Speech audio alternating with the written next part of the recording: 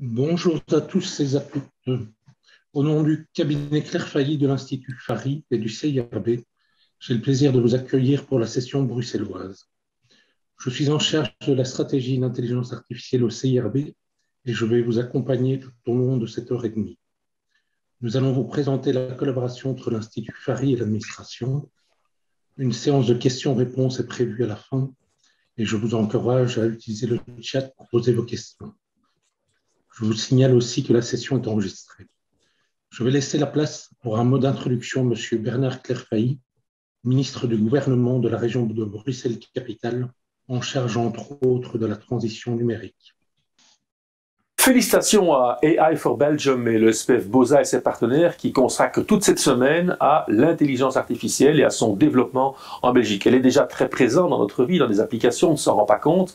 Elle permet déjà d'améliorer la manière dont une série de services sont rendus aux citoyens. Mais ce qui est intéressant, c'est de l'appliquer aussi dans les administrations publiques et dans la manière dont celles-ci interagissent avec les citoyens, la manière par laquelle elles traitent elles-mêmes les dossiers et aussi la manière par laquelle on peut recueillir les avis, les demandes des citoyens sur les politiques publiques. C'est donc avec beaucoup d'engouement que j'ai décidé de soutenir ce partenariat entre le centre informatique de la région bruxelloise, qui travaille à digitaliser nos services publics bruxellois, et Fari. Fari, c'est un centre de recherche qui réunit des centaines de chercheurs, de doctorants, de professeurs en intelligence artificielle de l'Université libre de Bruxelles et de la Vlaams Universiteit Bruxelles, qui vont travailler sur des projets concrets.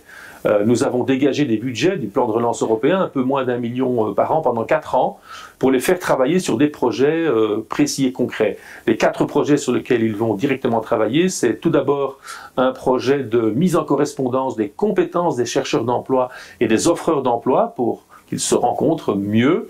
Deuxièmement, chercher à exploiter l'information sur les ventes d'animaux sur Internet pour détecter les ventes d'animaux illégales qui se font sans le respect de la loi sur le bien-être animal. Troisièmement, mettre en place des tests de simplification administrative, des documents, des règlements administratifs, des formulaires qui sont mis à disposition des citoyens pour les rendre plus compréhensibles. Et quatrièmement, définir une stratégie générale d'implémentation de l'intelligence artificielle dans tous les opérateurs publics bruxellois pour l'avenir. Voilà, j'ai beaucoup confiance dans cette mise en commun de ces deux publics qui n'ont pas l'habitude de parler ensemble, des chercheurs universitaires d'une part, des experts académiques, et des fonctionnaires qui remplissent bien leur mission ici à Bruxelles, les faire travailler ensemble pour mettre en œuvre des nouvelles pratiques d'intelligence artificielle au service du bien commun.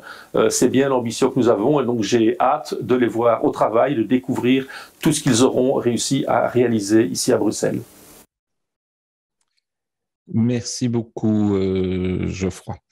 Bonjour à tout le monde, merci d'être là, merci de participer et de partager ce moment avec nous et merci à tous les collaborateurs qui l'ont organisé. Alors, le CIRB, le Centre informatique pour la région bruxelloise, est donc un OIP, un organisme d'intérêt public qui est chargé des aspects informatiques en région bruxelloise. Et nous avons dans l'espoir pour les années qui viennent de travailler en particulier, en plus des missions qui sont traditionnellement les missions du CRB, à permettre d'obtenir en région bruxelloise une unité IT, une unité informatique plus importante que celle que nous avons aujourd'hui, ou plus traditionnellement, les services informatiques en région bruxelloise sont relativement séparés et relativement peu coordonnés, très axés sur leur business indépendamment, et nous essayons de mettre beaucoup de transversalité là-dedans et de monter en région bruxelloise une gouvernance destinée en fait à donner de la cohérence, à mieux prioriser les différentes actions et ainsi à être plus efficace et à mieux utiliser les moyens. Pourquoi voulons-nous faire ça? Ben, évidemment, pour répondre plus rapidement et de manière plus complète aux défis de la Smart City de demain, aux besoins de la région et à mettre en œuvre un certain nombre de projets structurants qui permettent aux usagers de la région bruxelloise d'améliorer, bien sûr, leurs services par rapport aux administrations publiques. Il y a une volonté également de clarifier la lecture, je dirais, des services informatiques de la région et la valeur ajoutée pour plus de lisibilité par l'usager et par les différents collaborateurs. Et cette rationalisation, cette mutualisation et l'optimisation des services informatiques au profit de tout le monde est pour nous évidemment un élément important et se passe dans toute une série de domaines dont je ne vais pas évidemment m'étendre ici dans le cadre de cette semaine de l'intelligence artificielle. Si je peux avoir le slide suivant, merci. Alors, semaine de l'intelligence artificielle, effectivement, mais aussi, je dirais plutôt pour nous, peut-être semaine de l'intelligence augmentée. C'est pas du tout que je réfute ou que nous nous inscrivons pas dans cette fantasme de la science-fiction, d'intelligence totalement non humaine et qui dirigerait, qui trouverait plein de solutions à tous les problèmes. Je pense qu'aujourd'hui, dans les technologies que nous utilisons, dans les projets que nous menons, nous sommes effectivement plus près d'une intelligence augmentée, puisque cette intelligence artificielle augmentée s'appuie en réalité sur des capacités cognitives telles que la rationalité, l'organisation, la planification, l'apprentissage, l'autonomie et la résolution évidemment de problèmes. Alors le CIRB, je vous l'ai dit, a évidemment différents composants et un de ces composants est qu'il est une entité évidemment technologique importante. Je pense qu'on ne voit pas les slides. Je ne sais pas si Boza peut faire quelque chose. Oui, mais... je suis désolée, je n'ai pas les accès pour le partage de slides. Eh bien, on va le faire sans slide, donc j'espère que tout le monde m'entend. Voilà, voilà. Voilà. Parce que je ne pourrais pas le faire dans les 3 langues, par contre. Voilà. Alors, on peut aller au slide directement, le 4, je pense, où j'en étais. Et donc, je vous disais, cher public, que voilà, aujourd'hui, sur cette intelligence artificielle, sur cette intelligence augmentée, nous nous basons en fait sur toute une série de compétences qui sont des compétences bien humaines et qui sont mises en œuvre par les programmes informatiques. Et cette composante technologique qui est celle du CIRB fait que nous développons un certain nombre de projets qui reposent sur une approche centrée sur l'humain, centrée sur les citoyens, centrée sur les utilisateurs, les usagers de la région bruxelloise.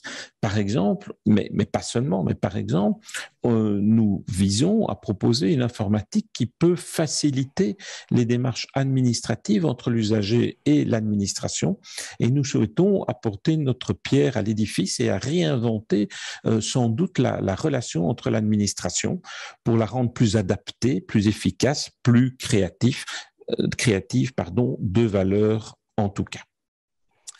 Comme vous le voyez sur le slide suivant, utiliser cette intelligence augmentée pour soutenir des décisions politiques et techniques comme aide à la décision pour renforcer effectivement, je dirais, l'efficacité de la décision. Et donc faciliter proactivement les rapports entre les citoyens, les entreprises et les administrations. Donc c'est une manière pour nous de travailler sur l'efficacité des services à la communauté, en fait pour libérer, je dirais, les acteurs, les collaborateurs des administrations publiques des tâches à faible valeur ajoutée qui peuvent être faites par la machine pour se concentrer sur leur métier et sur leur métier de service à l'usager. Mais c'est aussi grâce aux data et grâce à l'analyse des données, permettre une meilleure connaissance des besoins de ces mêmes citoyens et des besoins de ces mêmes entreprises.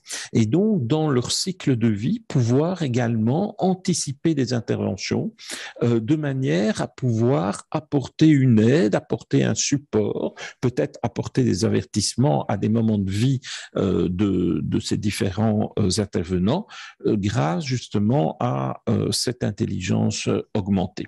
Et donc, notre but finalement, c'est de mettre cette intelligence augmentée au service de la région de Bruxelles-Capitale et de l'inscrire ainsi dans le cadre de ce que vous connaissez être, bien sûr, les 17 objectifs du développement durable des Nations Unies.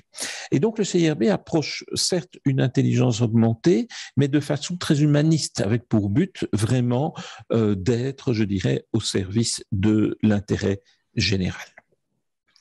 Et donc, nous allons avoir 4 aides de développement. En fait, on va proposer l'exploitation des données de l'administration. L'administration dispose d'énormément de données de mobilité, de données de santé, de données, pensez aux caméras, pensez à toute une série de choses qui sont disponibles, à toutes les déclarations des citoyens, à tous les actes administratifs. Et donc, on peut utiliser ces données pour proposer une prise de décision plus éclairée, une meilleure connaissance des besoins des citoyens et des entreprises, et finalement un ciblage plus précis des contrôles et le développement d'outils qui seront, nous l'espérons, utiles aux usagers et aux différents professionnels. L'investissement sur l'intelligence augmentée dans le service public de la région Bruxelles-Capitale a également pour vocation de couvrir les besoins de l'administration. Donc, je parlais il y a 2 minutes des besoins des usagers. Ici, on est sur les besoins de l'administration. Le bénéficiaire va plutôt être l'agent communal, le collaborateur, mais nous voulons également nourrir l'ensemble des sphères économiques et académiques qui gravitent autour ou dans la région. Et donc, nos axes de développement, du moins les 4 principaux, sont d'améliorer la relation avec le citoyen, je viens de le dire, de faciliter le travail des collaborateurs, c'était mon 2e point, mais aussi d'optimiser les processus internes et de développer de nouvelles sociétés à la collectivité que cette intelligence augmentée va nous amener. Et donc, pour ça, évidemment, nous devons avoir des scénarios d'usage. Alors, je vous en livre quelques-uns. Il y en a plein d'autres, mais je pense que ceci valait la peine d'être cité. D'abord, tout ce qui tourne autour de ce qu'on appelle le digital twin, c'est-à-dire le jumeau numérique de la région. Donc, avoir, en fait, une capacité de modélisation complète de la région, de manière à pouvoir, quasi en temps réel, voir ce qui se passe, être alerté de choses et d'autres, être alerté d'une voiture qui bloque dans un tunnel, être alerté d'une manifestation qui se déroule, être alerté d'une présence plus importante qu'attendue du public à tel ou tel événement, et de pouvoir réagir et de pouvoir proactivement mieux gérer la région, par exemple en barrant des rues de manière dynamique, en augmentant la fréquence des métros parce qu'on voit qu'il y a plus de monde que prévu, et donc tout ça basé en fait sur une intelligence artificielle qui exploite les données passées et les données online, je dirais, de la région. On peut de cette manière-là aussi travailler sur la réduction, et c'est vraiment un thème évidemment aujourd'hui qui nous touche d'autant plus, de la consommation d'énergie grâce à l'utilisation de toute une série de capteurs, par exemple, qui permettraient de regarder les pertes énergétiques dans les différents bâtiments, dans les différents endroits, et de piloter ainsi, en domotique, en smart building, de mieux piloter les installations énergétiques des différents bâtiments de la région bruxelloise. Nous avons aussi des use cases aujourd'hui sur l'amélioration du service aux citoyens, je vous en parlais il y a 5 minutes, et aux entreprises, par des recommandations basées sur le profil des gens qui consultent certains sites ou via des moyens de communication qu'on appelle omnichannel, et donc de faire quelque part une recommandation, de faire quelque part un suivi personnel, je dirais, des différents habitudes de fonctionnement. Faire également dans ce cadre-là, par exemple, je pense ici à la qualité des voiries, de pouvoir faire de la maintenance prédictive plutôt que de faire de la maintenance réactive, c'est-à-dire ne pas attendre qu'effectivement un problème se pose, mais être capable en fait de prioriser l'urgence des travaux de manière prédictive, parce que l'analyse des différentes données combinée avec cette intelligence augmentée nous permet de prévoir un certain nombre de choses. D'autres use cases pourraient évidemment être celle de l'optimisation de la mobilité avec des feux intelligents qui réagiraient suivant la fluidité de la circulation, avec des outils qui identifieraient les zones d'embouteillage, avec des conseils online de redirection écologiquement responsable du trafic. On peut aussi penser dans un autre domaine à l'aide à la décision en manière de planification des services de secours, en intégrant par exemple des variables de données météo, des données épidémiologiques, de médecine générale, des variables calendaires, des éphémérides, en fait pour déterminer l'activité humaine qui est le point de départ même de ces interventions et de pouvoir au mieux décider de l'utilisation des ressources et de l'utilisation ou de comment doit-on s'organiser face aux événements qui sont prédits. Nous pourrions encore, enfin, et je terminerai par là, cibler les contrôles afin de rendre une administration plus efficace en détectant les infractions urbanistiques, par exemple, par des analyses d'images de drones ou d'images par satellite ou d'images de toutes les caméras qui aujourd'hui peuplent la région de Bruxelles. Alors, c'est évidemment une liste tout à fait non exhaustive des nombreux projets que nous avons entrepris, mais je trouvais intéressant de les parcourir avec vous. Je finirai évidemment cet exposé en passant sur les challenges qui sont les nôtres. En tant qu'administration publique, bien sûr, nous avons notre écosystème, nous avons nos problématiques spécifiques et assez sensibles. En particulier, nous devons être par rapport, je dirais, à nos partenaires tout à fait transparents quant aux algorithmes utilisés et quant au mode de fonctionnement, car il ne s'agit pas ici de perdre la confiance des citoyens dans une smart city totalement robotisée et hors d'accessibilité. Nous devons au contraire faire en sorte que le citoyen voit la création de valeur que nous sommes en train de donner à la région, les citoyens, les entreprises clientes, de manière évidemment à ce qu'ils soient confiants et rassurés sur le traitement de données qu'on fait et les décisions que l'on prend. Nous devons donc être le garant de l'utilisation des solutions d'intelligence augmentée en intégrant les enjeux éthiques, je dirais, et les enjeux de transparence publique qui sont sous-jacents. Et bien sûr, rester très attentif à réduire toute discrimination que l'on pourrait involontairement créer en évitant des algorithmes et des données qui seraient à la base biaisées. Il va d'ailleurs de soi que la décision doit rester évidemment pas le fait du tout de l'algorithme qui reste pour nous une aide à la décision, mais la décision finale évidemment doit rester à l'agent, à la personne responsable et évidemment, d'ailleurs comme c'est prévu dans le GDPR, ne pas avoir une automatisation complète du processus. Alors, c'est très bien de vouloir mettre tout ça en place et de vouloir avoir une région efficace, mais nous devons, je pense, travailler également, et nous le faisons, nous avons débloqué plusieurs millions d'euros aujourd'hui dans toute une série de plans qui doivent garantir l'accessibilité du service public. Le déploiement de cette intelligence augmentée ne peut pas se faire au détriment de l'égalité d'accès que pourrait venir mettre à mal la fracture numérique. Donc la numérisation des démarches administratives doit se compléter, s'appuyer sur notre plan d'appropriation numérique afin que tous les Bruxellois puissent avoir accès à ces différents services, car il est évident que nous ne voulons laisser personne pour compte, nous ne voulons pas créer de disparité, et donc nous travaillons beaucoup sur l'adhérence des gens aux technologies nouvelles, et donc évidemment à cette technologie nouvelle-là qu'est l'intelligence augmentée. Voilà. Dans ce but et en résumé de tout ce que je viens de vous dire, et avec le soutien de l'Europe et du plan de relance, la région de Bruxelles-Capitale a donc financé FARI, l'Institut bruxellois de l'intelligence artificielle, pour le bien commun à hauteur quand même de 10 millions d'euros. Et cet institut, qui est aujourd'hui l'idée par l'ULB et la VUB, a pour ambition, je pense, d'aider au mieux les citoyens, les politiciens, les organisations publiques, les organisations privées, tout autre ASBL ou groupement civil, pour résoudre, pour améliorer les problèmes locaux, les problèmes quotidiens, à court terme ou à moyen terme.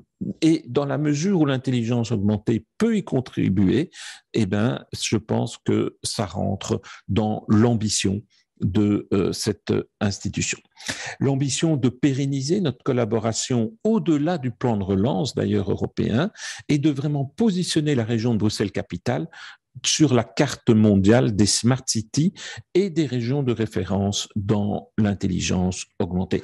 C'est vraiment une volonté pérenne de nous positionner dans ce domaine. Alors, je vous ai cité toute une série de use cases qui étaient possibles, mais aujourd'hui, très concrètement, et ça sera ma dernière minute d'intervention, nous avons 4 projets très pragmatiques qui sont aujourd'hui en cours. Le premier concerne la co-création avec la région de la stratégie même de l'intelligence artificielle et la feuille de route du déploiement de cette technique, de cette technologie. Le deuxième est un projet qui implique Actiris et qui améliore le matching entre les demandeurs d'emploi d'un côté, et les offres d'emploi de l'autre. On va vous en parler plus en détail tout de suite. Le troisième projet dans lequel nous sommes impliqués est un projet de collaboration avec Easy Bruxelles, l'agence de simplification administrative, justement pour voir dans quelle mesure cette technologie de l'intelligence augmentée peut nous aider dans le cadre de la simplification administrative.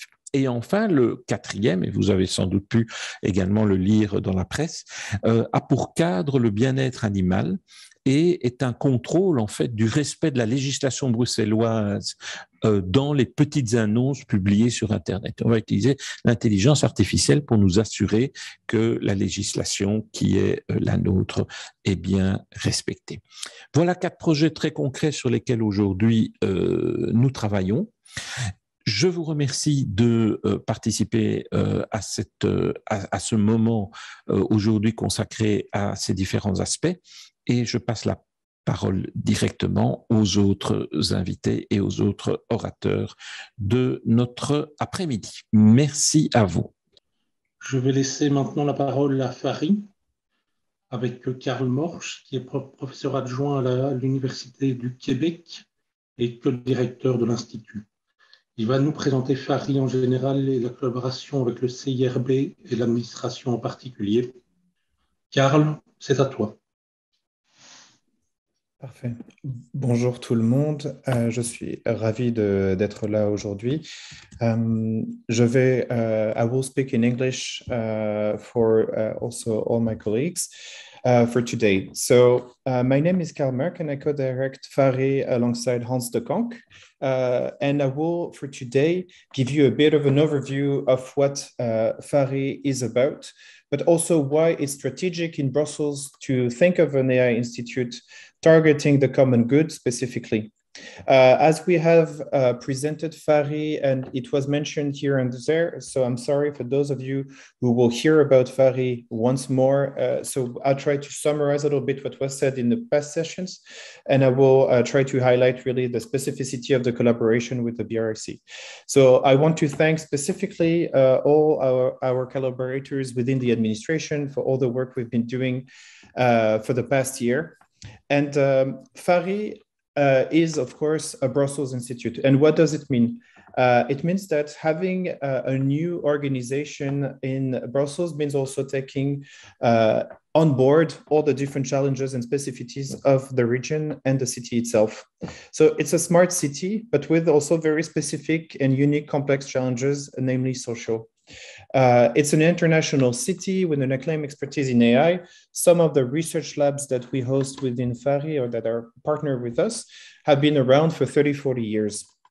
It's no surprise that it's also a European and world center for policy making on AI and beyond. And also because of its central position in Europe and unique position, it's a hub of data flows of various nature. This means that it's also a potential that needs to be undertaken and understood. As it was said before and mentioned, Brussels is a leading digital region in Europe. And here I'm showing you a picture of one of the different rankings made by the European Commission. And among the numerous factors that make a region very innovative, you have, among others, the ability to, for instance, have and host and support academic research.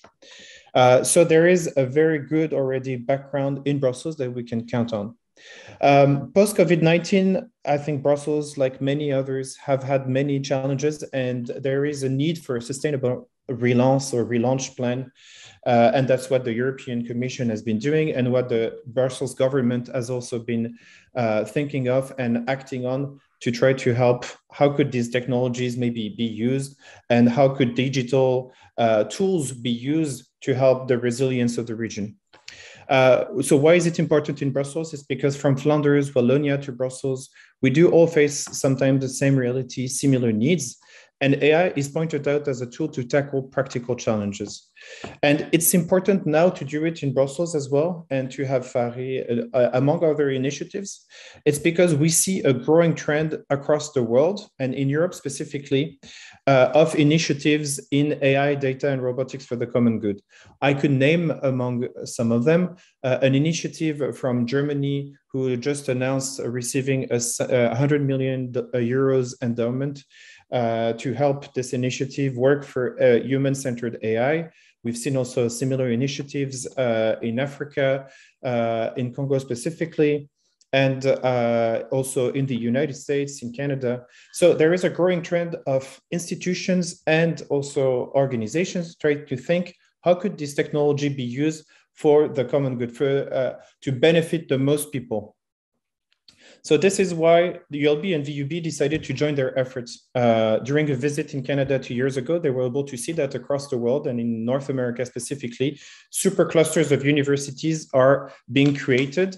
And the idea is to mutualize their resources, researchers, and it's especially necessary because AI moves very fast, requires a lot of different expertise, and you need to put people together to come up with the right level of academic excellence. We have 10 research groups, and it brings together an extended research community of 300 researchers in the coming years, including, as it was said before, doctoral students, postdocs, researchers, and also other people within the labs. So we have a wide array of expertise, from machine learning to law and social sciences. We really want to insist on the notion of interdisciplinarity, not only to use a buzzword, but just because from when we want to tackle social challenges, when we want to work with public authorities, many challenges require a different set of expertise, different abilities. And so this is why we think that it's needed to not only have technical experts. So these are some of the pictures of the initiatives across the world. So what does it mean acting for the common good? It's beyond the intention to state a good desire to act well, a nice intention, a nice word. We really want to focus on key public areas. So for that, we decided to also work on priority with the target areas that were identified by the Brussels government itself: climate and energy, resource optimization, mobility, health and well-being, participatory and inclusive society. So these are some of the key fields that need to be worked on in terms of innovation within the region, according to the region itself. To do so, we have two main areas of research that we want to undertake for the coming years. One, that is the first cluster, called Urban and Public AI. What we want to do is really focus as much as possible on public application or on projects that can have a social impact. And it could be either technical or also from the social sciences, ethical, legal. Legal is not a social science, but the idea is to also have and foster projects that are not only purely technical. We really want as much as possible to make researchers work from the different fields together. Then the key crisis in the world is, of course, the environment crisis, and we need to work on it. But environment is one of the key elements that we put under the umbrella of sustainability. So we have these 5 priority domains in terms of domain of application. And in order to also keep track of time, I wanted to announce, and it has been said also before, that Fari is part of the resilience plan of the Brussels region. So we have received the financial support of the Next Generation EU with the support of the CIRB and Innoviris to help us being able to realize this mission for the next 3 years. The goal of this funding is really to try to create something kind of new. And it is new in a sense that an AI institute from 2 universities will try to work as much as possible on local realities, local challenges, might there be long-term or short-term, And by also adding something kind of unique, we will focus heavily on trying to bring citizens on board for the upcoming years. And it's something new because working for the public good or for the common good requires to also know, is what we're developing socially acceptable? Is it even desired or even expected by the people who live in the region or the city we want to work with? We want to provide also concrete guidance for people within the region and actors, stakeholders, organizations. So with the support of the CIRB and the funding of the European Commission, we will also set up services that I will briefly mention. And as it was also stated, we also want to work on concrete use cases to try to ignite this collaboration. And as it was said by the Ministre Fahy, it's also bringing together two universes, two worlds that are not necessarily used to work at in the same room, at the same time, at the same pace. And we are very fortunate to have a great collaboration with Easy Brussels, with Bruxelles Environnement, Angélique de Brul, and also with the different stakeholders, Geoffroy Stens, namely to develop an AI strategy. And this will be presented today. I'm just mentioning our scientific leaders because we need also to have a good guidance in terms of scientific knowledge, and Professor Hugues Bersini and Anne Noé are representing us. We have done a lot of events and we hope to see you in some of them. And I'm also taking this opportunity to announce that on the 5th and 6th of July in Beaux-Arts, in the center of Brussels, we will have a conference. And so you can already go to conference.fari.brussels to learn a bit more about it. So what do we do for the next coming years? We aim at working with public actors, citizens, NGOs, private actors on challenges. And the challenges will be tackled in different activities and sets of activities: research and innovation, and services. I will focus more heavily on the services for now because it's also a lot what this collaboration with the CIRB is about. So in the upcoming years, we will develop services for citizens, for local organizations, companies, and for public authorities to help them and be an entry point on what is AI. What is AI from a technical standpoint, but what are also the challenges that come with it, and providing some support and guidance on that will be absolutely needed. We'll also have an AI service development center and a test and experience infrastructure to help on that. I will just finish on saying that we are located in Bicentral, and Bicentral is above the central station in Brussels, and we will grow and open in 2023 a test and experience center right here, open to the public to demonstrate what is AI, what is data, what is robotics, and explain a little bit as concretely as possible. I will finish with one and two slides, sorry. The first one is, we know that there are different challenges, not only specific to Brussels, but that we can see in Brussels. There is a global lack of knowledge about AI because there is not enough academic training and courses available to teach people what is AI, what are its limitations. And there are maybe misaligned expectations as of now around what these technologies are about. And we often hear AI as a magic wand, and we need to have a discussion and conversation to also align the expectation. AI expertise is really rare and sometimes very expensive. And we hope that with FARI, as public universities, it is part of our mission to bring closer academic experts and this expertise for the good of the region and for the people who work daily on this in the administration. Finally, in 2022, Professor Olgaros, during one of our launch, said that local governments would benefit from having local in-house expertise, either someone hired. We hope that with FARI we can be and provide some help on that. So thank you very much, and I give you the floor back, Geoffroy. Merci, Karl. Maintenant, place aux 4 projets pilotes. Vous verrez que les 3 premiers sont au tout début de leur vie et que le 4e avec Actiris est plus avancé. Je vais donc laisser la place maintenant à Nicolas Van Zeebroek, qui est membre fondateur de FARI et professeur d'économie et de stratégie à la Solvay Business School, ainsi que Julien Gosset, qui est chercheur doctorant dans le numérique pour le bien commun. Ils vont vous présenter le projet de création de la stratégie d'intelligence artificielle pour la région. Nicolas et Julien, c'est à vous.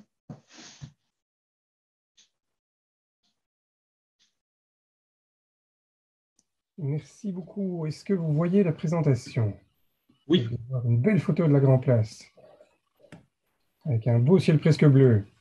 Tout à Voilà, fait. très heureux d'être parmi vous et de pouvoir partager en quelques minutes la manière dont on aborde ce projet pilote qui vise effectivement à aider, je dirais, la région à non seulement se doter d'une stratégie IA de manière un petit peu plus, on va dire, structurée et systématique, mais aussi de la doter d'un certain nombre d'outils pour pouvoir maintenir à jour cette stratégie par la suite, parce que bien sûr, ce n'est pas quelque chose qui se coule dans le bronze, c'est quelque chose qui est naturellement toujours évolutif.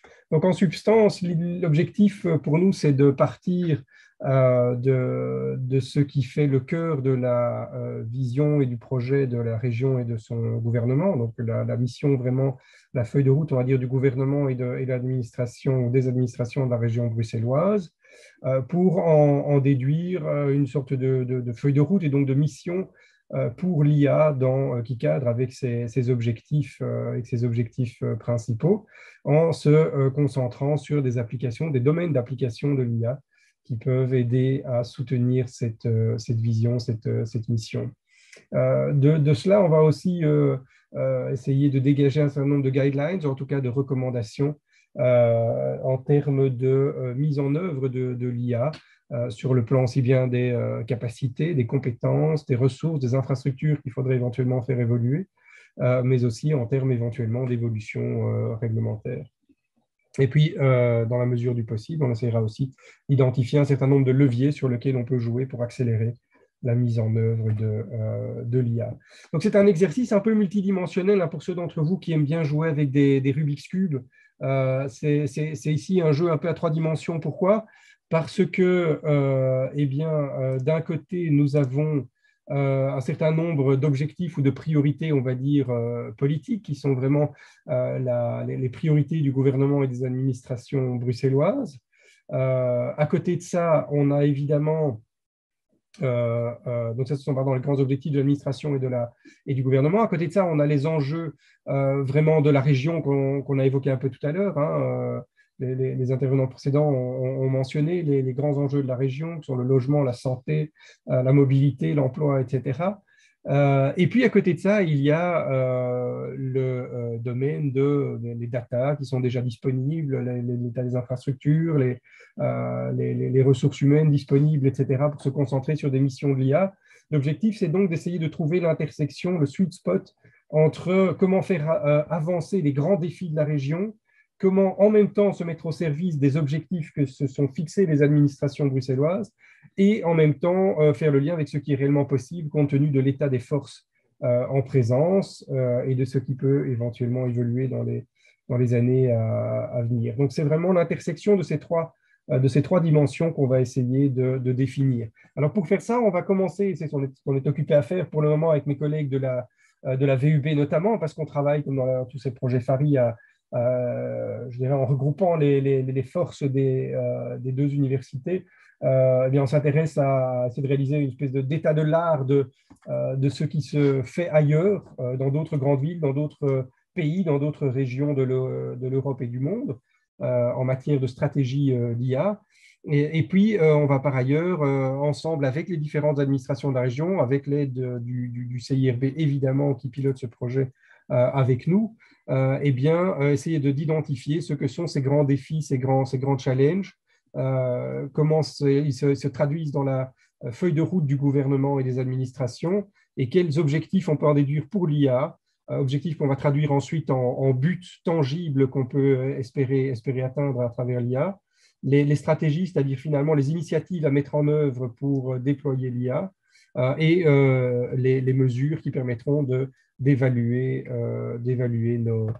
nos progrès. Je vais peut-être passer ici la parole à Julien, s'il a le micro, pour expliquer un peu comment on va s'y prendre. Merci Nicolas.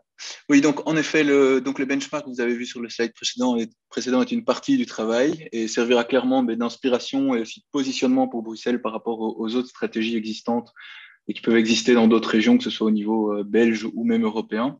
Mais la méthode principale qu'on utilise dans le projet est basée sur des workshops en fait organisés donc en collaboration avec le CIRB, et qui rassemble les différentes administrations en charge des priorités de la région.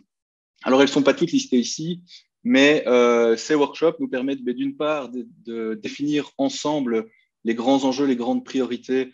Donc, le cadran là en haut que vous avez vu, il y a 2 slides, les grands enjeux et priorités auxquels le projet doit répondre, mais aussi les différents objectifs de ces administrations, que ce soit par exemple la qualité des services offerts ou encore la facilité ou la complexité des démarches, notamment administratives.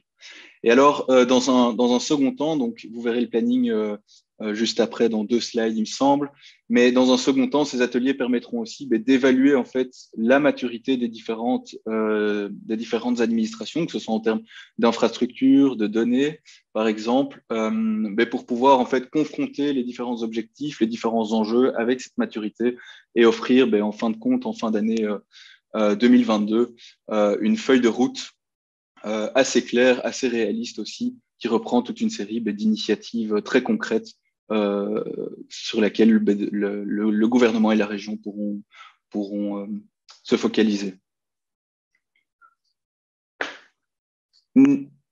Nicolas, ton micro est coupé. Tu veux que je continue sur le planning ? Non, tu lui as déjà donné les grandes lignes du okay. planning. Donc voilà, peut-être simplement donner une petite idée de ce à quoi pourrait ressembler l'un des outputs du projet. Hein, c'est de réaliser en fait une espèce de tableau comme celui-ci qui définirait les grands objectifs qu'on se fixe pour l'IA, les buts plus concrets qu'on va essayer d'atteindre, les différentes initiatives qu'on propose de mettre en œuvre, et puis les mesures qui vont permettre d'évaluer le progrès de la mise en œuvre de cette stratégie pour l'IA. Et pour le reste, effectivement, comme tu disais, Julien, pour le planning, d'ici à juin, on espère avoir les premiers niveaux, si vous voulez, les couches objectifs, buts, et déjà dégager quelques pistes d'initiative au niveau donc les 3 premiers niveaux ici de ce qu'on appelle l'OGSM, qui va nous servir de guide pour le template, pour la stratégie. Et puis, pendant l'été, on va s'intéresser à l'ensemble des applications de l'IA qui sont pertinentes, essayer de les scorer en termes de faisabilité, en termes d'impact sur les objectifs, sur les défis qu'on aura identifiés, et en termes effectivement aussi de risques ou de difficultés de mise en œuvre, ce qui nous permettra alors de compléter le modèle et pendant l'automne d'analyser toutes les conditions qui doivent être réunies pour pouvoir délivrer, pouvoir mettre en œuvre cette stratégie. Tout ça devrait nous amener donc à la fin de l'année civile, si tout va bien. Voilà, je pense que ça, c'est en quelques mots ce qu'on pouvait dire. Simplement, on n'est pas tout seul pour faire ça, donc c'est important de souligner d'une part qu'on travaille en équipe entre l'ULB et la VUB avec nos collègues Rob Eman, Bram Levens, Karl-Philippe Koengracht et Sami Maroun, Julien et moi côté ULB. Mais bien sûr, nous ne sommes rien, nous ne pouvons rien faire sans le sponsorship et surtout l'implication active, extrêmement compétente et diligente de toute l'équipe du CIRB, en particulier de Geoffroy qui nous suit sur ce dossier-là et que je remercie d'ailleurs vivement, et puis de toutes les administrations qui vont, on l'espère, s'impliquer avec nous parce que c'est vraiment pas l'idée que nous produisions, que nous disions à la région ce qu'elle doit faire, mais que nous aidions simplement, que nous guidions la région dans cette réflexion et les administrations dans cette réflexion. Voilà, je vous remercie beaucoup. S'il y a des questions, on prendra, je pense, tout à l'heure. Merci à vous deux. Maintenant, nous allons passer au cas d'usage d'identification des annonces de la vente d'animaux illégaux. Et donc, voici Angélique Dubrul, juriste expert en droit animalier au cabinet Claire-Failly, et Luc Bonneau-Rossello, doctorant à l'ULB. C'est à vous. Bonjour. Alors, en ce qui concerne le bien-être animal, on a décidé de choisir un projet qui est particulièrement problématique sur le terrain et donc qui est relatif à la commercialisation des animaux de compagnie. Donc, il faut savoir que c'est un des commerces les plus lucratifs au monde et malheureusement, il s'accompagne de pas mal de problèmes de bien-être animal. Alors, on parle de problèmes en termes de conditions d'élevage des animaux de compagnie. Alors, ces conditions d'élevage peuvent mener à des des problèmes de sociabilisation des animaux qui, par la suite, vont développer des troubles du comportement, ce qui va générer des abandons en refuge. Les refuges bruxellois, mais même à hauteur de la Belgique et au niveau européen, on peut le dire, sont déjà suffisamment débordés par l'afflux des animaux qui sont abandonnés. Alors, dans le cadre de la commercialisation, on a également un problème au niveau des acquisitions impulsives, donc des achats qui sont effectués sous le coup de l'émotion, des achats qui n'ont pas été suffisamment réfléchis et qui mènent également à des abandons ou à des problèmes de maltraitance animale. Et donc, c'est la raison pour laquelle la région bruxelloise, elle réglemente strictement le commerce des animaux de compagnie et la publicité en vue de les vendre ou de les donner. Donc, si je prends l'exemple des conditions de commercialisation, il y a certaines activités qui vont nécessiter l'octroi d'un agrément. Donc, c'est celle de l'élevage de chiens et de chats, l'activité des refuges et des animaleries. Alors, ces établissements agréés doivent respecter toute une série de conditions qui tiennent aux conditions d'élevage ou d'hébergement de ces animaux pour qu'on puisse fournir à la population des animaux qui sont en bonne santé, qui sont sociabilisés. Et il y a également toute une série d'obligations en termes d'information préalable de l'acheteur de l'animal. Alors, on a des législations très spécifiques et très conditionnées. En matière de chats, puisqu'on a un problème de prolifération des chats errants, par exemple, il n'est pas possible de vendre ou même de donner un chaton si on ne dispose pas de l'agrément d'éleveur ou de refuge, par exemple. Alors, pour donner ou vendre un animal légalement, la région bruxelloise a mis en place toute une série de conditions qui doivent être respectées. C'est toute une série d'informations qui doivent se trouver sur cette fameuse publication. Donc, notamment, ça peut être le numéro d'agrément, le cas échéant. Ça va être toute une série d'informations qui tiennent à l'animal en lui-même, la race, l'espèce, est-ce qu'il est identifié. Et ça va être également tout ce qui concerne les coordonnées du vendeur, qu'on puisse le retrouver. Alors, on peut effectivement publier certaines annonces sur les réseaux sociaux ou sur Internet pour autant qu'on respecte ces conditions. Et d'autres problématiques, justement, c'est qu'on retrouve des milliers d'annonces illégales sur les réseaux sociaux, sur les sites de vente en ligne. Alors, il est très difficile de pouvoir effectuer un contrôle systématique de ces annonces illégales et d'obtenir surtout à brève échéance leur suppression, puisque le gros problème de ces publicités, c'est évidemment qu'elles peuvent mener à des acquisitions impulsives, à des achats coup de cœur. Et donc, la difficulté d'identifier les auteurs de ces publications, puisque sur Facebook ou sur des sites comme Seconde Main, par exemple, on n'a pas automatiquement l'identité du vendeur, on n'arrive pas à remonter certaines filières. Et donc, on se dit que l'intelligence artificielle pourrait nous aider à identifier ces annonces illégales afin d'obtenir leur suppression, afin de pouvoir retrouver les auteurs de trafic également, et afin d'avertir et également sensibiliser la population à la nécessité de mettre en place des publicités qui respectent le prescrit légal. Et je vais laisser Luc alors nous expliquer ce que l'intelligence artificielle pourrait nous apporter. Okay. Thank you very much. I will share my screen. David, okay. Okay, so as Angelique was saying, the idea is that all these announcements are really hard to be detected by a human person because there are a lot of them and they might stay online just for a few days. So it's impossible that a human is able to control all of this at the same time. And at the same time, they have to validate a lot of data and compare data with other data sources and compare announcements between them. So a human is not able to realize all this control. And yeah.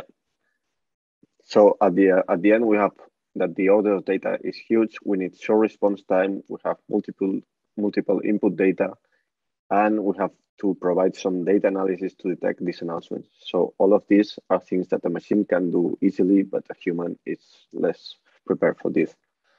So our goal is to detect these animal ads in a very automated way. And for that, we can go to a website where they put all these announcements and try to get them in an automatic way and then analyze them also in an automatic way. So the idea is that we have to validate all these fields, as Angelique was saying. So if an announcement is legal, they have to include all of these fields in the text, and the image has not to be false, has to be the individual animal, and has to be the one that is set in the text. So this is all the information that the machine has to check.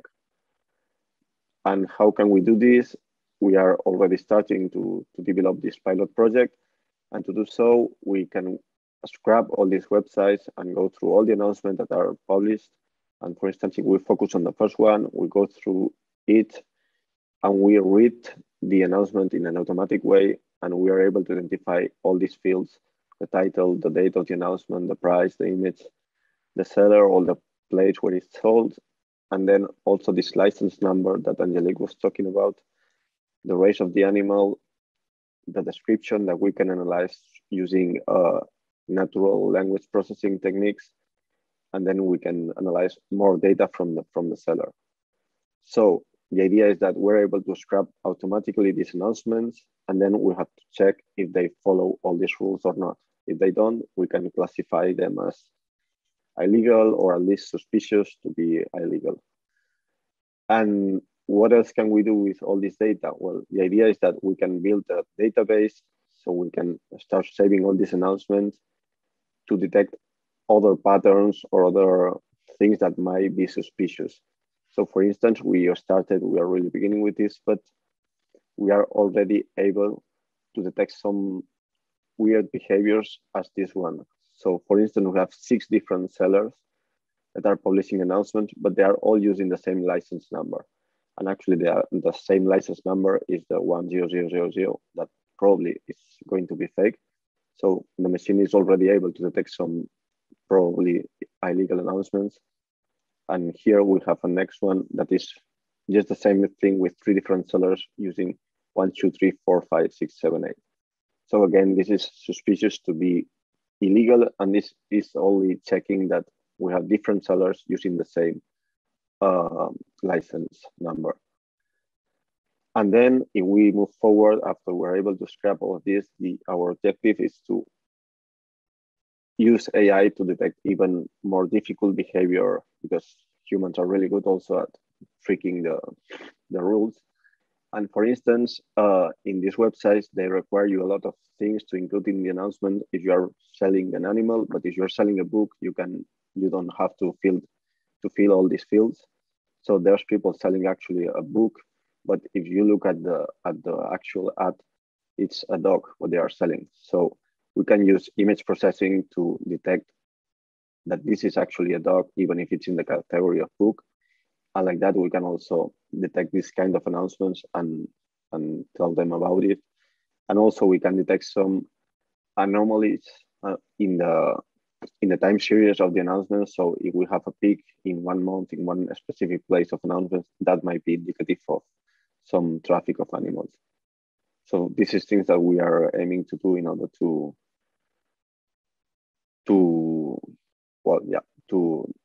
follow this law in a better way.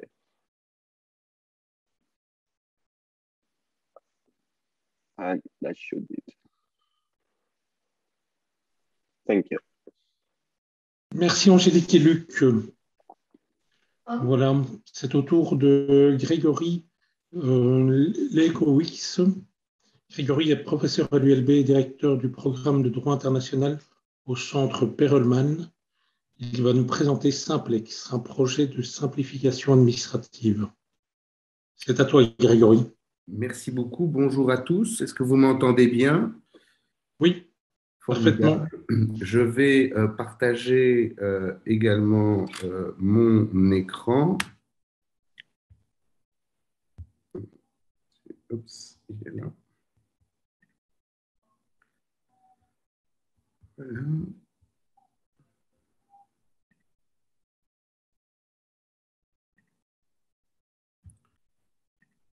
Est-ce que vous voyez bien mon écran?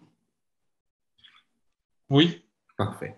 Bien, bonjour à tous. Je vais donc vous parler du projet Simplex, qui est un projet qui vise à accompagner et aider la région dans le cadre de la simplification administrative en mettant à son service de l'intelligence artificielle et de l'innovation aussi du point de vue de la logistique,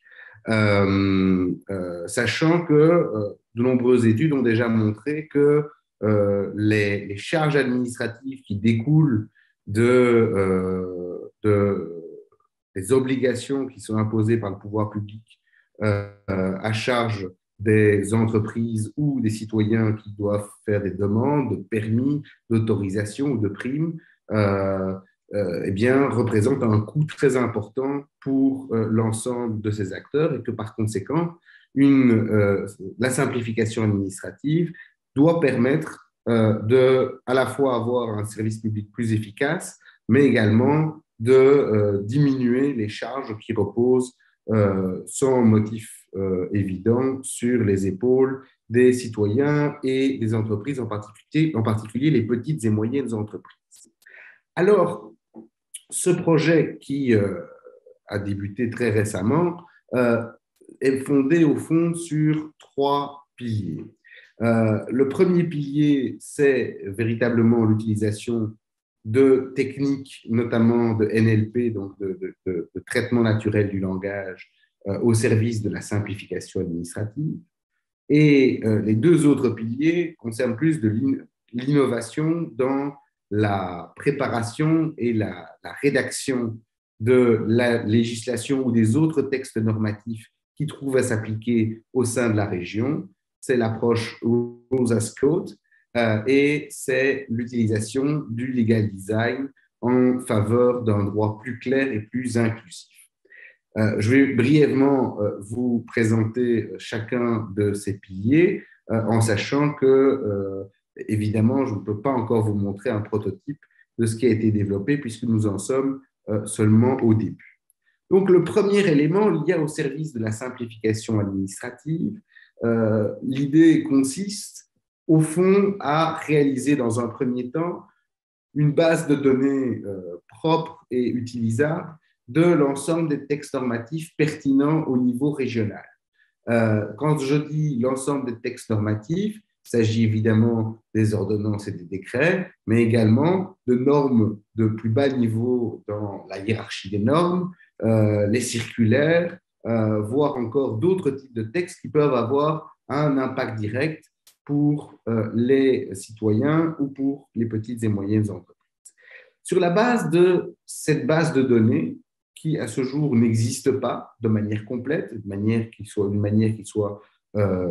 exploitable par des outils informatiques, l'idée consiste à annoter cette base de données en se fixant au départ 2 grands objectifs, même si à terme, on essaiera d'être encore plus ambitieux, mais d'annoter l'ensemble de ces textes pour essayer d'identifier de manière automatique les dispositions normatives qui contreviennent au principe once only, c'est-à-dire le fait que si l'administration possède déjà une information vous concernant, il n'est pas nécessaire de lui fournir à nouveau cette information. Et d'autre part, le principe de neutralité technologique, à savoir que les dispositions normatives ne devraient pas exclure le fait qu'on puisse utiliser soit une version papier, soit une version digitale ou un document digital pour postuler à certaines aides ou pour soumettre un projet. Évidemment, à terme, l'idée serait d'arriver à trouver des tests plus compliqués à définir, qui permettraient de doter de tout texte normatif d'un score de complexité qui prendrait compte ou tiendrait compte d'un ensemble de critères plus large. Alors, pourquoi faire ce travail? Eh bien, fondamentalement, évidemment, pour proposer ou pour aider le gouvernement à identifier la manière de faire de la simplification administrative, à la fois dans le cadre d'un contrôle a posteriori, c'est-à-dire en faisant tourner ces modèles sur la législation existante, mais évidemment également dans le but de soumettre l'ensemble des nouveaux textes normatifs à un test a priori qui permettrait d'identifier les problèmes de rédaction qui pourraient conduire à des charges administratives excessives. Alors, concrètement, quelques exemples pour bien vous donner une idée de quoi il s'agit. Si vous voulez tester, par exemple, la neutralité technologique, bien vous allez avoir grâce à un système de ce type, vous allez flaguer, vous allez identifier dans les textes, par exemple, le fait qu'à l'article 107.7.1, eh bien, il est demandé que le demandeur avertit le fonctionnaire délégué par lettre recommandée de son intention de modifier sa demande de permis. Le fait que cette disposition prévoit l'utilisation d'une lettre recommandée implique qu'il n'y a pas de neutralité technologique puisqu'il oblige l'utilisation d'un système qui n'existe aujourd'hui que par voie papier. Et donc, cette disposition doit être flaguée. Il revient après, évidemment, au législateur de décider s'il maintient ou non cette obligation. Pour le principe once only, on peut par exemple constater, ici vous voyez dans l'article 9, paragraphe 1er, alinéa 1, que le demandeur, dans le cadre des aides Covid, doit fournir une liste des aides reçues dans le cadre de la section 3.1 de l'encadrement temporaire des mesures d'aide d'État. En principe, ces aides reçues font l'objet, en fait, la liste des aides reçues, l'administration devrait en disposer. Et donc, il est bon de s'interroger si cette liste, la fourniture de cette liste, doit être maintenue dans la législation. Ça, c'est pour des choses assez simples. On pourrait évidemment envisager des choses plus compliquées ensuite.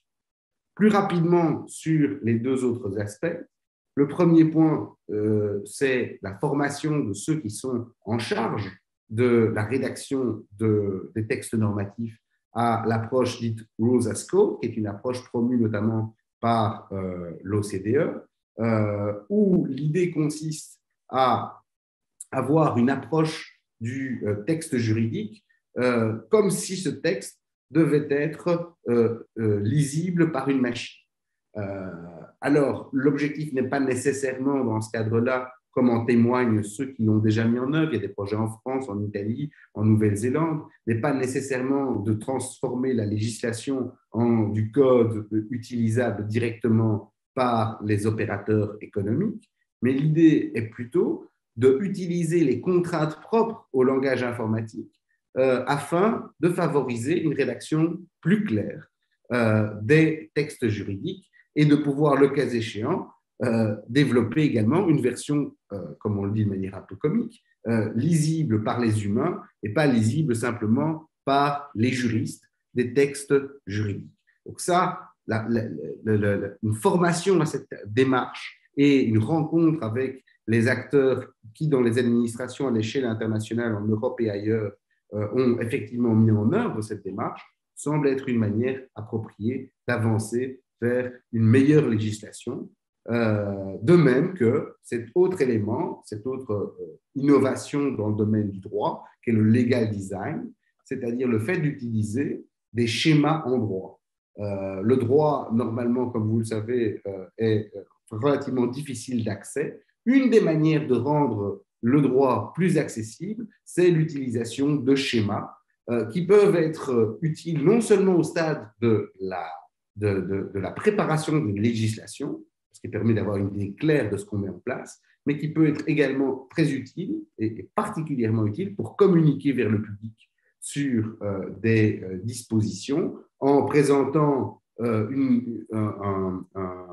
des schémas ou des illustrations qui expliquent concrètement de manière processuelle ce que le droit requiert d'eux ou les contraintes qu'ils doivent respecter et qui doit permettre l'accès à un droit plus clair et plus inclusif dans la mesure où une série de ces schémas ne nécessitent pas d'être liés nécessairement à une langue spécifique, mais peuvent être compréhensibles par tous, ce qui est important dans une ville aussi cosmopolite que Bruxelles. Voilà les projets, les différents éléments de ce projet Simplex développé en partenariat évidemment avec la région et particulièrement avec Easy Bruxelles. Je vous remercie. Merci Grégory. Nous allons avancer un peu plus vite parce que nous prenons un peu de retard. Nous allons maintenant écouter Marguerite Frébut, directrice informatique chez Actiris, Hugues Bersini, professeur et co-directeur de l'IRIDA, et Nicolas Potvin, doctorant. Leur projet traite de l'amélioration du job matching grâce à l'intelligence artificielle. Marguerite, Hugues, Nicolas, c'est à vous. Ok, Merci beaucoup. Bonjour à tous. Vous m'entendez bien pour commencer? Tout à fait. Ok, parfait. Je vais essayer de partager mon écran.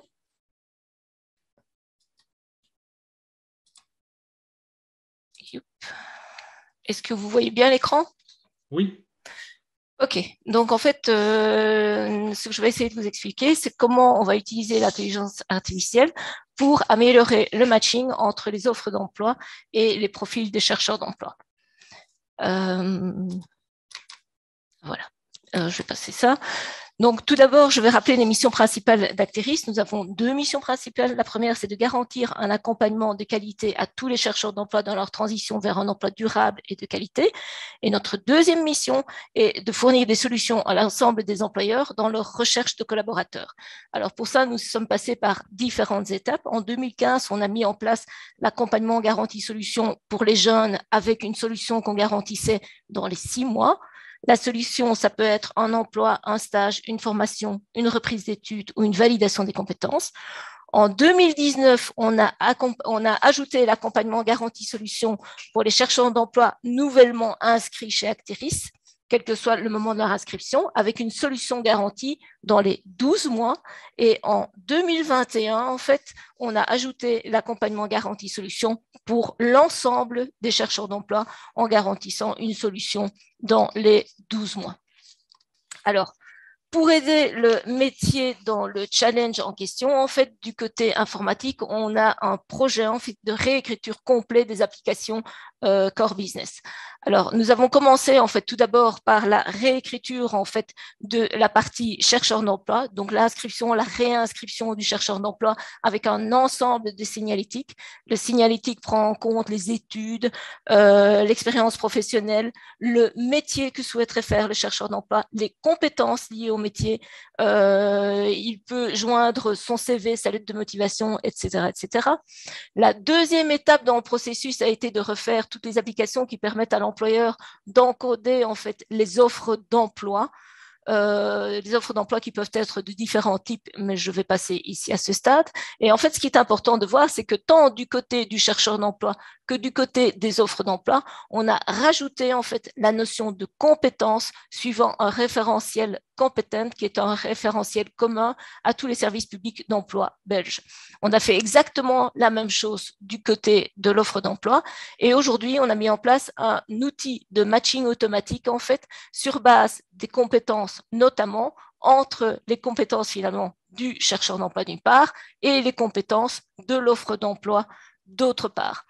Alors, la problématique aujourd'hui, c'est qu'en réalité, dans le matching automatique est un matching pondéré qui prend en compte en fait les métiers, les compétences liées au métier. Ces 2 éléments-là sont fortement pondérés.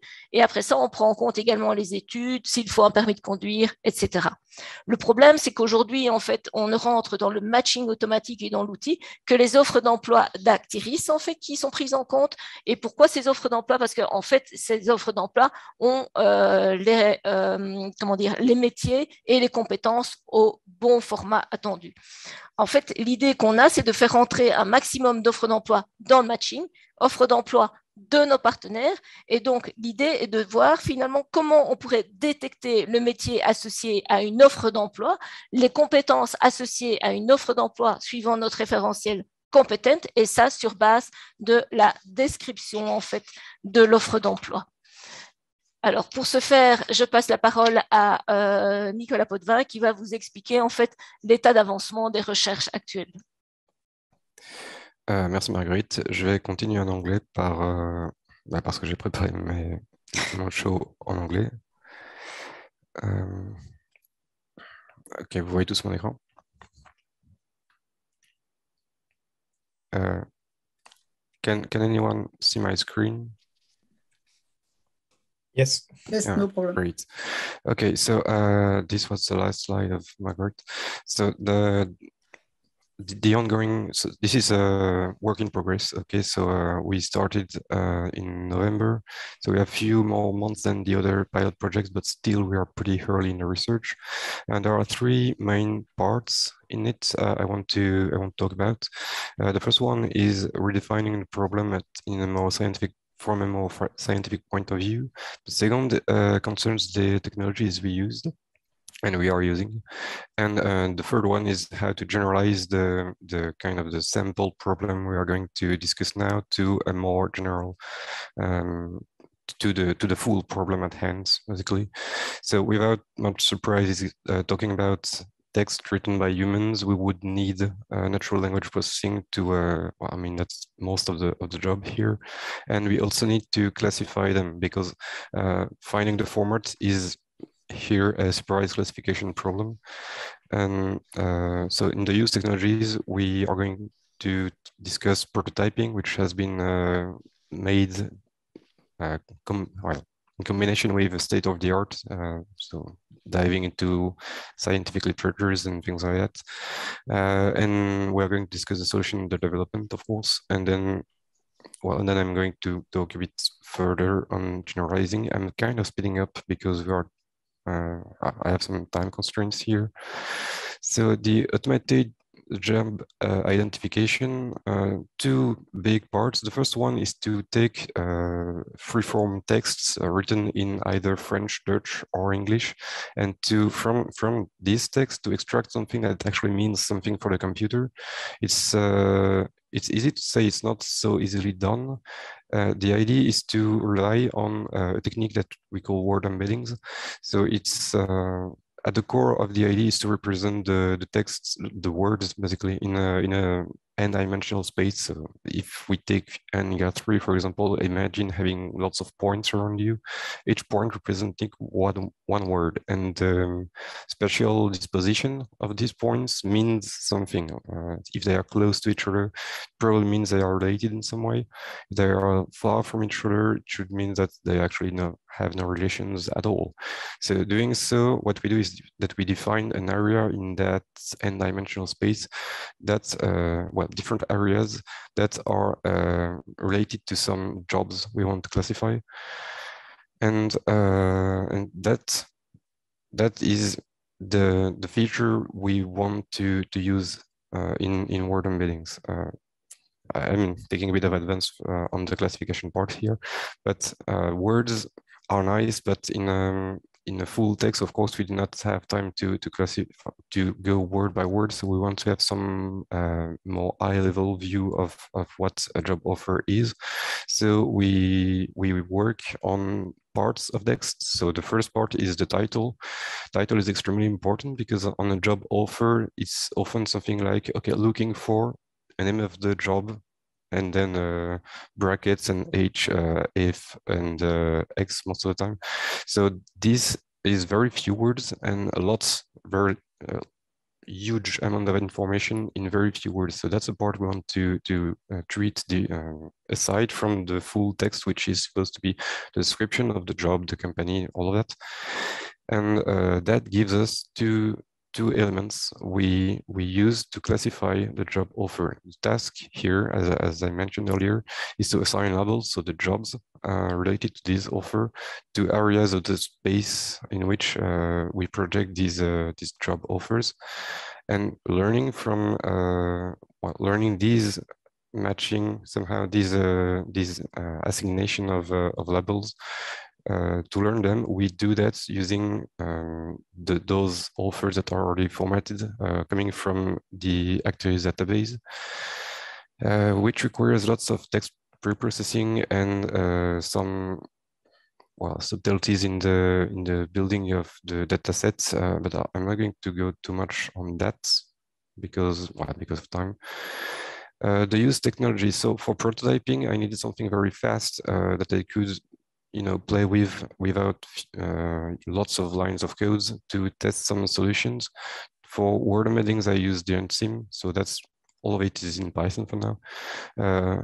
To begin with, I use GenSim and Scikit, so that's basically GenSim is for word embeddings. Scikit is some machine learning models that you can use as a toolbox, basically.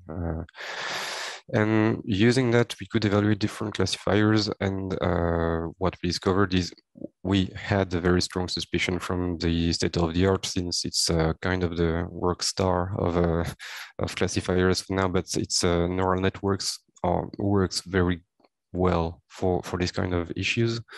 And the solution under development for now is to move on from kind of what I call Frankenstein model. So lots of different pieces put together and made to work,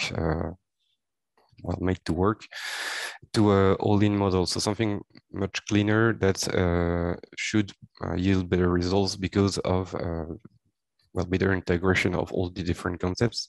So we want word embeddings and classification in a single model. To do that, there is one that was most unobvious choice, if not the only obvious choice.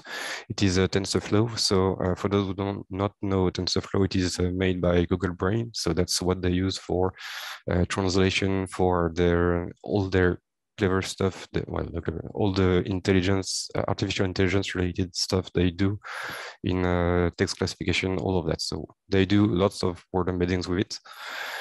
And they do it very well. I mean, that's pretty impressive what they can do, but they do not exactly have the same source of founds than we do, I think.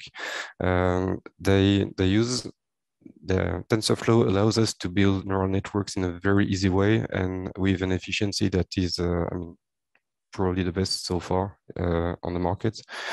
And it has some very interesting, seducing features. One of them is to allow us the use of pre-trained model parts. What I mean by that is that you can have some parts of neural networks that you can plug in your model that does the word embeddings, and use it as a starting point to make your model learn better, because it's not come from nothing. It's not random at first. It's already pre-trained.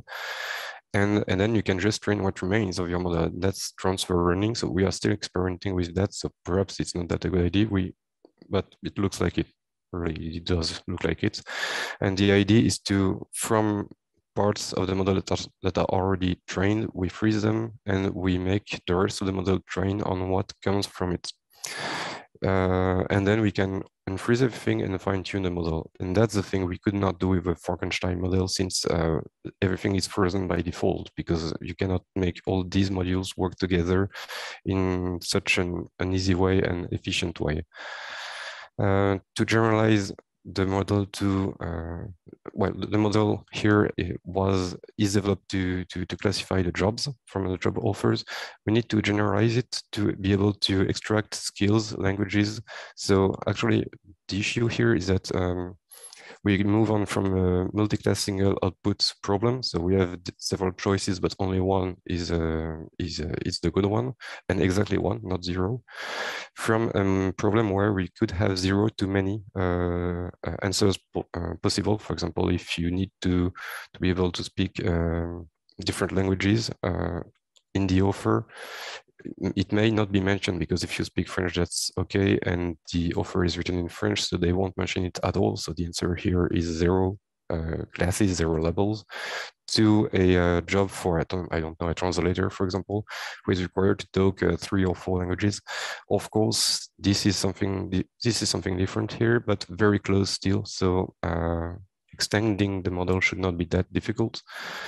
We also need to extend a model that is meant now for job offers to reading job seekers' profiles, CVs, to allow them to fill automatically their list of skills, which are sometimes written in a language, in words they don't really understand, especially for low qualified profiles.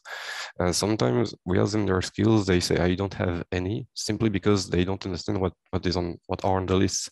So if we can have that issue eased by the use of some tool that could empower them, telling them, okay, this skill is actually that, and then having of course the human checking out and saying yes or no, I do, or I don't have that skill. That could help them actually have a more seducing profile that is actually that is actually closer to what they actually have as skills and not what they believe they have. And one very specific problem to Brussels is the multilingual environment. So we have 3 languages, I said it earlier. We have 2 ideas now. One simple idea is to train 1 model per language, which is not exactly that a good idea for some reasons. because there might be a bias due to the language for offers that are written in different languages. For example, in French and Dutch, they have the same two texts for the same offer.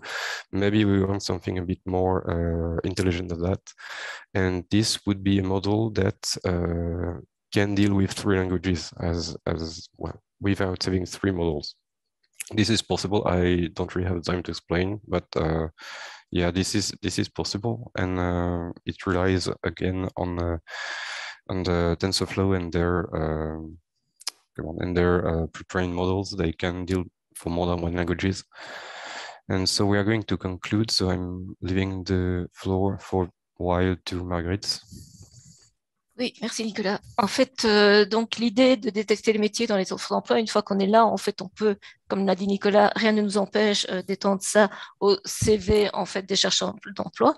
Et l'idée est donc, grâce à ça, de pouvoir en fait proposer un meilleur matching et donc proposer aux chercheurs d'emploi plus d'offres d'emploi qui correspondent à son profil une fois qu'on arrive à déterminer en fait les compétences et le métier à partir des CV des chercheurs d'emploi. Et du côté de l'employeur, ça va permettre de proposer à l'employeur qui encode une offre sur le site des CV et donc des profils qui correspondent mieux à leur offre d'emploi. Nous prévoyons déjà un peu plus loin ce que nous comptons faire et je repasse la parole à Nicolas. Merci. So for the future work is obviously that is something I need to stress the importance of, especially given the public. When a researcher says, "Okay, my work is done," actually the work of the developments just begin. So we need to once the research is done, we still need a lot of work to actually put that in a development context where we can integrate it in the actual solution and then validating, testing it before we see it in production.